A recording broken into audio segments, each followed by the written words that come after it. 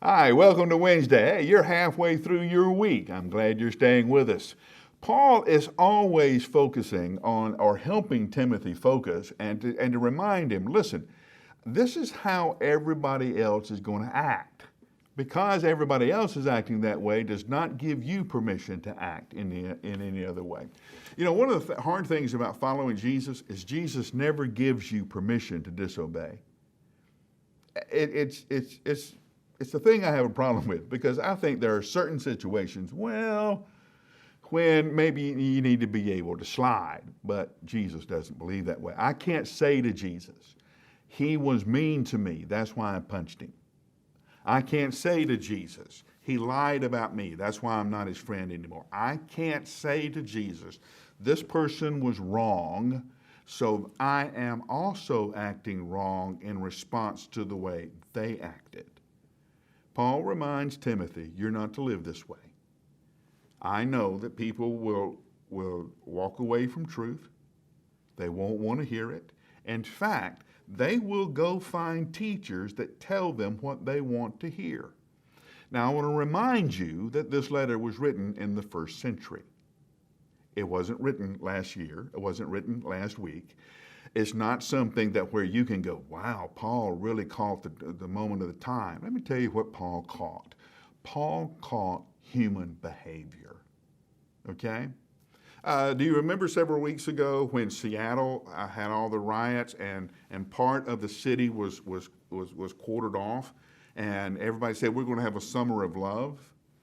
I looked at Jeannie, my wife, when I saw that, and I said, you know, this mayor needs to go read Genesis 3. If she'd read Genesis 3, she'd understand you're not going to have a summer of love, you're going to have a summer of violence, because that's the way human beings are. That's what it means when we talk about depravity. We always choose the lowest and the easiest path. It's not going to be pretty. Paul reminds Timothy, in the power of the resurrection, you have the invitation and the power to live a different way, to live a kingdom-focused life that is described by love, joy, peace, faithfulness, gentleness, kindness, all the fruit of the Spirit. You have a choice. You have a choice. You do not have to go with the flow of everybody else. You can live differently, and Jesus gives you that power. Now, when you have a year like we've had, you just get tired of it, don't you? I'm tired of COVID. I don't want to wear a mask. I don't want to wash my hands 900 times a day. I don't want to stay 6 feet from everybody. I don't want to elbow bump or fist bump. There are some people I would genuinely like to hug again, but COVID is still here. We have to pay attention to it. Just because I'm tired of it doesn't mean COVID is going to go away. We still have to be vigilant in the way that we live our lives and the reality of the pandemic. Same way, I know you get tired of being the only one in your office who stands for truth. I know that gets frustrating. I know it would be easier just to give up and go along to get along. But you can't.